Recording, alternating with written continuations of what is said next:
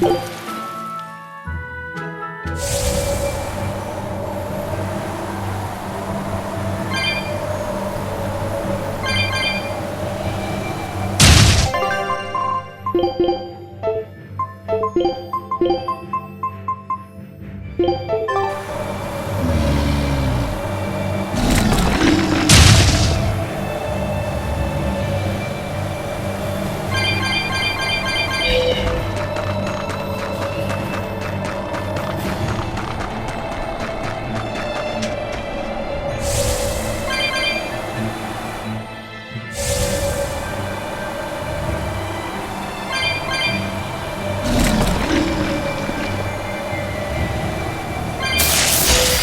will need to be extremely wary.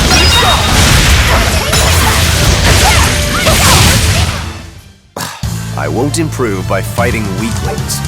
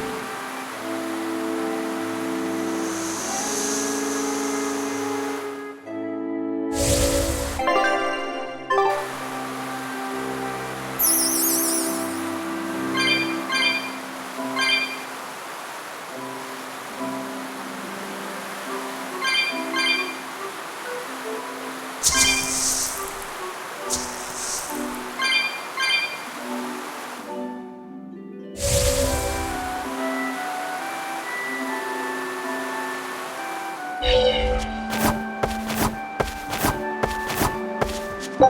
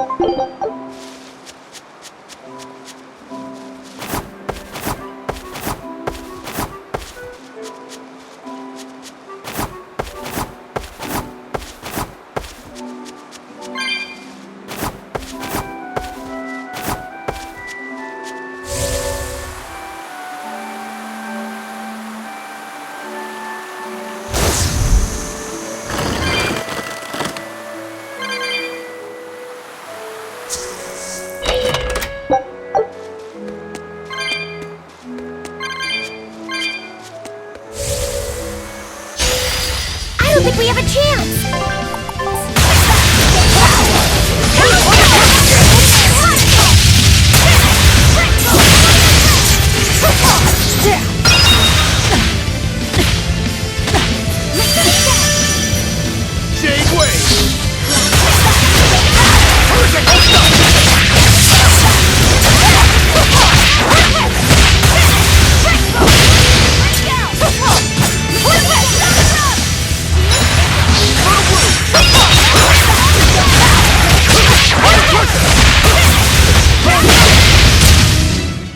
Well then, let's move on.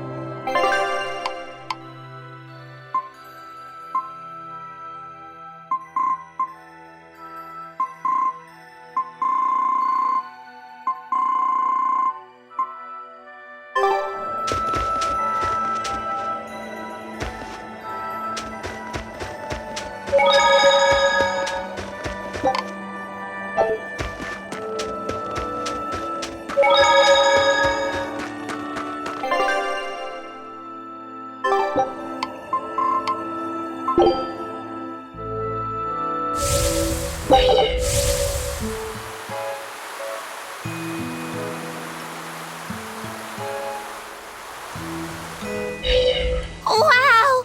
I ain't seen people in forever! Not since Artorias and his bunch. You've met Artorias before? Met him? Boy, I tell you what, I've done way more than that. Once, we all went adventuring with Artorias and the king himself. If you can believe it. We traveled the world, purifying malevolence and spreading the blessings of Malakim. Wait, the king? Yes, ma'am. The one and only King Claudin, who ended the era of darkness. The Hero King? How could someone from the distant past be traveling with Artorias? Between you and me, little lady, He used an oath to live about another 300 years. Heck, he was even the former head of the Exorcists. King Claudin was the head of the Exorcists? He held that post for a real long time, but then he met Artorias, who was an orphan. The king couldn't have been happier. He found an earnest pupil, a perfect candidate for his successor. But then, things took a mighty sad turn for the worse. What happened? All the other Norman who traveled with us are on their way to the place where Claudin died. The place known as Loringen. If you want to know more, you ought to ask them. It's hard to believe that King Claudin, the former head of the Exorcists, and Artorias' teacher were all the same person. It's not so unbelievable. Melchior was using the same oath. I'd even go a step further and say that Melchior was imitating Claudin to get in his inner circle. Hold on. You didn't happen to know Claudin, did you? Afraid not. I never met the man in person. But I knew he had enough quirks to really get the old geezer's goat sometimes. I mean, he gave up wealth and power to protect the world as an exorcist. The man lived for his work in the same way that a fish lives to swim in the sea. And Artorias is the one who took his place. For now, let's just focus on getting to Loringen. Listen, Velvet. If nothing else, I think you should find the truth for your own sake. Yeah, I guess you're right.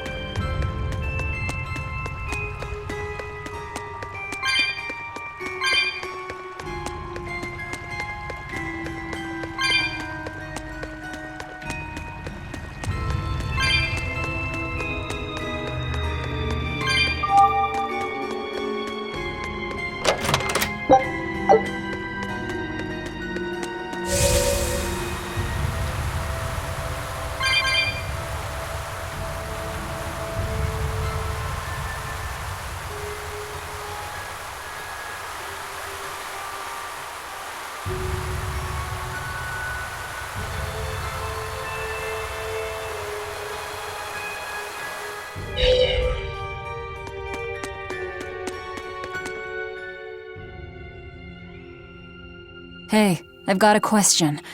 Were you one of the Norman who traveled with Artorias? Why, sure! Are you a relative of his or something? Tell me, what happened here? No can do. That ain't something I can just go blabbing about. I'm a follower of Melchior's, who in turn stood behind Claudin. Please, we'd like to know. Well then, this place is where Claudin died. It all happened more than 10 years ago. Claudin had taken an oath never to kill, but he broke it to save the life of Artorias, his most beloved disciple. Another death on his hands. Nah, Artorias didn't do nothing wrong. There was no other way Claudin could have saved the boy. Besides, Claudin had nearly stretched that oath to its limits. Claudin believed in the purity of Artorias' spirit. He entrusted his hopes and the very future of the world to his disciple. Sad thing is, Artorias just kept blaming himself for the death of his master. That sounds like him.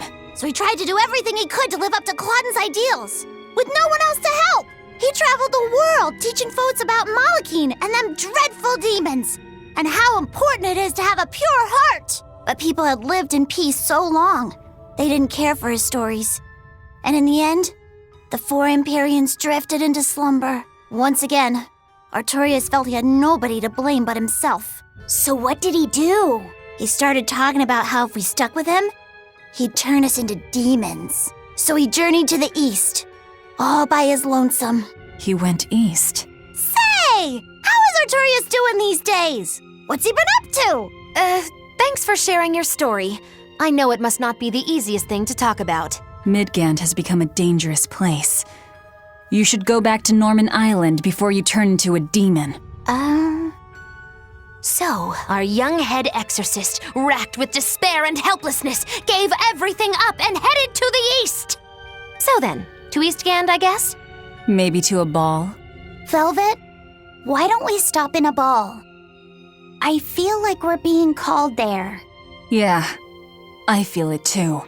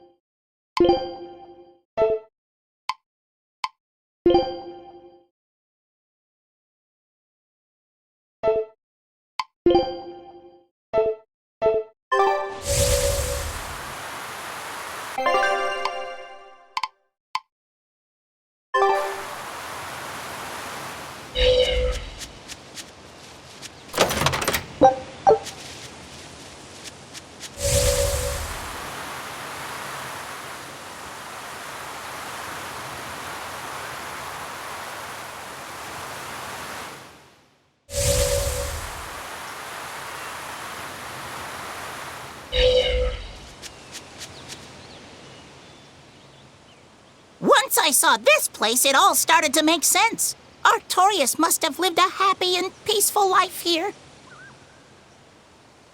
Who are you? Who, me? I'm a Norman who traveled the continent with Artorias years ago. He's been on my mind quite a lot lately. So I followed a rumor that led me here. That Princessia. Were you the one who put it out? Nope, wasn't me.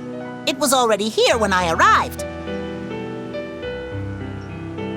Do you know the deeper symbolic meaning behind the Princessia flower?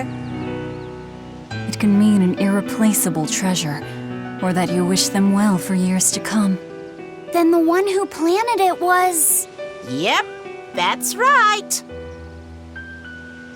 The person lying in this grave saved the life of a certain someone who had been worn down and broken by his mission. Thank you. The poor fellow. He was always so serious.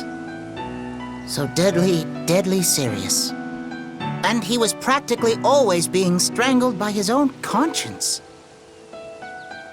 So much so that he deluded himself into believing he needed to erase the emotions of the human race he so dearly loved.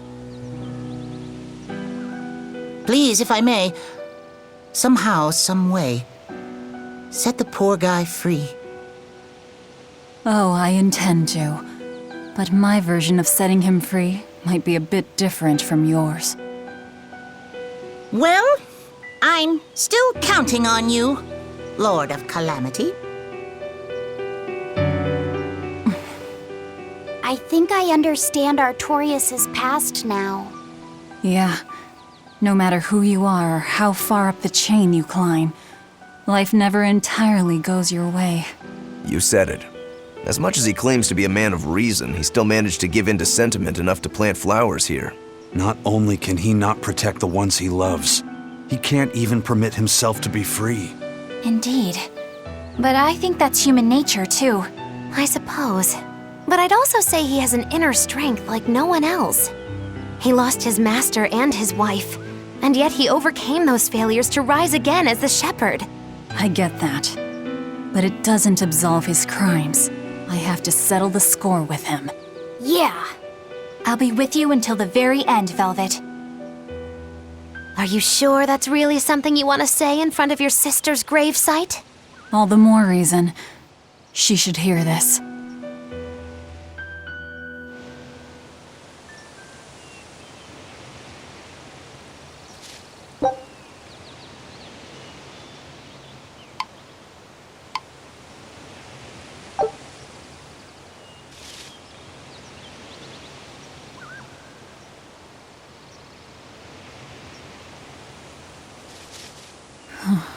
Velvet, is everything okay? Don't worry, I'm all right. I was just thinking of something that Celica liked to do whenever we passed a gravestone.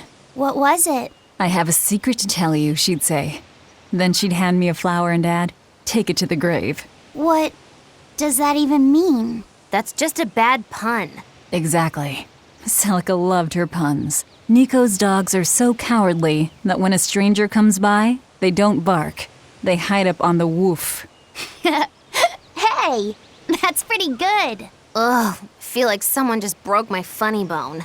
I always told her to stop with all the bad jokes. I thought they were so lame. But now that she's gone, I miss them.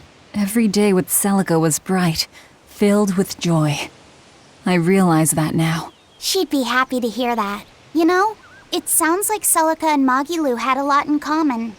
If you're trying to say I'm an unrepunitent punster, I'd have to object. But if you're trying to say that I'm witty, charming, and the party mood maker, I'll take it. Hey, Velvet, you can think of me as your new sister. I won't stop you.